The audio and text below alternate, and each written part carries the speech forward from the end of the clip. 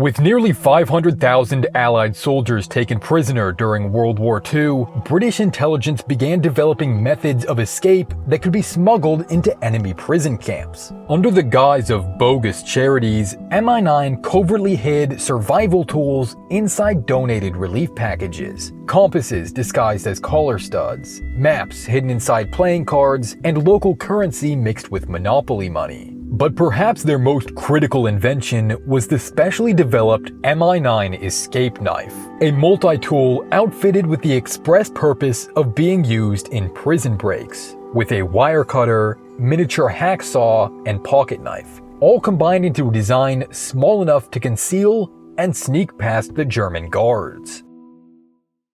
Most of these covert tools can be traced back to one man, a genius inventor obsessed with what he called escapology, or the study of escape artists. Clayton Hutton was a veteran pilot from World War I, later working as a journalist and publicist for the film industry. In 1913, his fascination with magic and illusion had prompted him to challenge the great Harry Houdini, organizing an entire show during which Houdini would escape from a wooden box assembled on stage. Hutton spent years pondering how it had been done, only to eventually discover that Houdini had simply bribed the carpenter. But these experiences molded Hutton into the perfect candidate to use tricks and inventions to smuggle tools into prison camps. And after the invasion of Poland, he quickly landed a job at the British Directorate of Military Intelligence, Sector 9, more famously known as MI9. This secret department of the War Office was founded to devise methods of escape for prisoners and equip pilots with the tools and knowledge to evade capture if they were shot down behind enemy lines. MI9 believed it was the duty of a captured soldier to always try and escape, no matter how many times he was caught. But this directive required the invention of a whole new line of survival tools, tools that could be hidden or disguised to avoid detection. And Hutton quickly went to work on these projects. His methods were described as eccentric by those who worked with him. Hutton spent hours poring over history books that detailed the escape methods used in prior conflicts, fueling the creation of his own designs. Before long, he had a laundry list of cleverly disguised tools that could be sent into war zones. Magnetized razor blades that would point north when suspended in water, aviator boots that could be transformed into civilian plane shoes, even miniature cameras hidden inside cigarette lighters. Hutton often traded jars of marmalade for favors, taking advantage of wartime jam shortages to build a network of material suppliers. Rumor has it that he eventually constructed a private underground bunker to conduct his work away from the noise of an escalating war. The tools that Hutton created later provided inspiration for Ian Fleming's spy franchise, the James Bond novels. Referred to simply as Q, the supplier of fancy gadgets and covert weapons drew heavily from the inventions of Hutton and others at MI9. But perhaps his most overlooked achievement was the creation of a dedicated multi-tool made for escape and evasion. Although multi-tools had been around for centuries, stretching all the way back to the ancient Romans, none had ever been devised for this exact purpose. But as helpful as the covert compasses and secret maps were, captured soldiers would ultimately need a more substantial tool to facilitate their escape.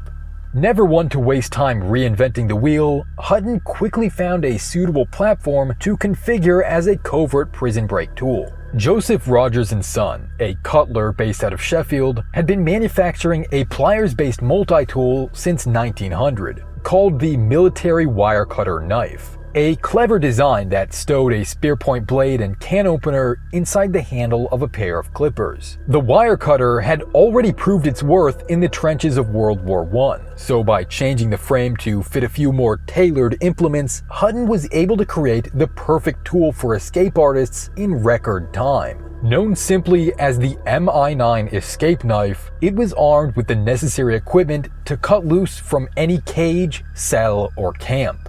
The blade and can opener found on the original Joseph Rogers design are retained, though several sources mistakenly identify it as a lock breaker. Adding to its capability are not one, but three hacksaws, providing a prisoner ample serrations to slowly work their way through any padlock or chain. At the end of the tool is a set of bails, one to hold the clippers and the other to attach a lanyard. Finally, a small flathead screwdriver is set in the back of the handle for scraping or prying. It's a design that seems halfway between a Swiss Army knife and a Leatherman, and just so happened to fall between them on a timeline as well.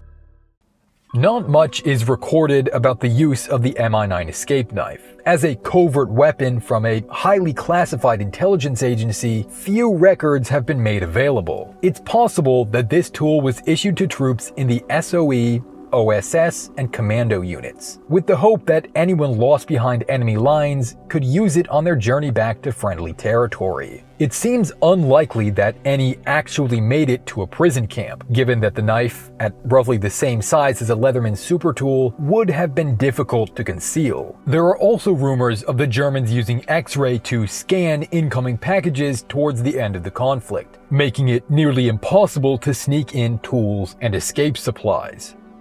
Whether or not it ever found service on the battlefield, the MI9 Escape Knife would go on to inspire an entire generation of multi-tools. In 1988, it was reimagined by Hall of Fame knife maker Al Marr. Known today as the 4x4 Toolmate, it was originally marketed to SWAT teams, before finding a market among Japanese off-roaders. The Toolmate swaps the Escape Knife's cutters for a more practical set of pliers, and forgoes the hacksaws in lieu of a serrated blade, combination flathead and file, and Phillips head screwdriver.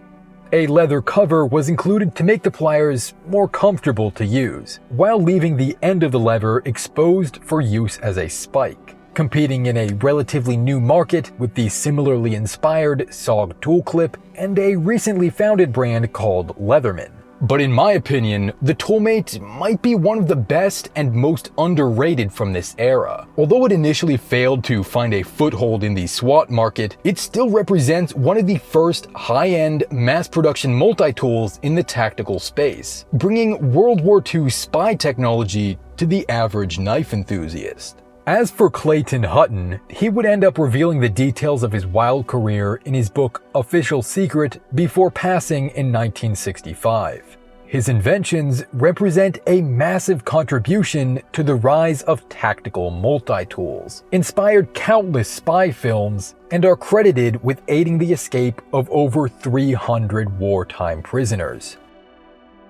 If you're interested in knife history and the development of tactical gear, consider subscribing so you don't miss future uploads. Thanks for watching.